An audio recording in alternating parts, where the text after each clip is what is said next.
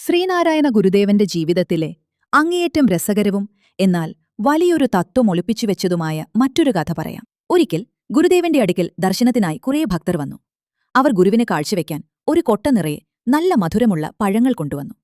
ഗുരു ആ പഴങ്ങൾ ഓരോന്നായി എടുത്ത് അവിടെയുണ്ടായിരുന്നവർക്ക് മുറിച്ചു നൽകാൻ തുടങ്ങി. ആ സംഭവം ഇങ്ങനെയായിരുന്നു. പഴം മുറിച്ചു നൽകുമ്പോൾ ഗുരു ഒരു കാര്യം ശ്രദ്ധിച്ചു. എല്ലാവരും പഴത്തിന്റെ ഉൾഭാഗം കാമ്പ് മാത്രം തിന്നുകയും അതിന്റെ തൊലി ദൂരേക്ക് എറിഞ്ഞുകളയുകയും ചെയ്യുന്നു. ഇത് കണ്ടപ്പോൾ ഗുരു വളരെ ശാന്തനായി ചോദിച്ചു, നിങ്ങൾ എന്താണീ ചെയ്യുന്നത്? പഴം മാത്രം തിന്ന് തൊലി എറിഞ്ഞുകളയുകയാണോ?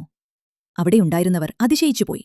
അവർ പറഞ്ഞു, സ്വാമി, പഴത്തിന്റെ അകമല്ലേ മധുരമുള്ളത്, തൊലിക്ക് കയ്പല്ലേ, അത് തിന്നാൻ കൊള്ളില്ലല്ലോ. അപ്പോൾ ഗുരുദേവൻ ഒരു മന്ദഹാസത്തോടെ അവരോട് പറഞ്ഞു, ശരിയാണ്, നിങ്ങൾക്ക് പഴത്തിന്റെ അകമാണിഷ്ടം. പക്ഷേ ആ മധുരമുള്ള കാമ്പിനെ ഇത്രയും കാലം കേടുപാടുകൾ കൂടാതെ കാത്തു സൂക്ഷിച്ചത് ഈ തൊലിയല്ലേ? എന്നിട്ട് ആവശ്യം കഴിഞ്ഞപ്പോൾ നിങ്ങളതിനെ എറിഞ്ഞുകളഞ്ഞു. ലോകത്തിന്റെ രീതിയും ഇതുതന്നെയാണ്.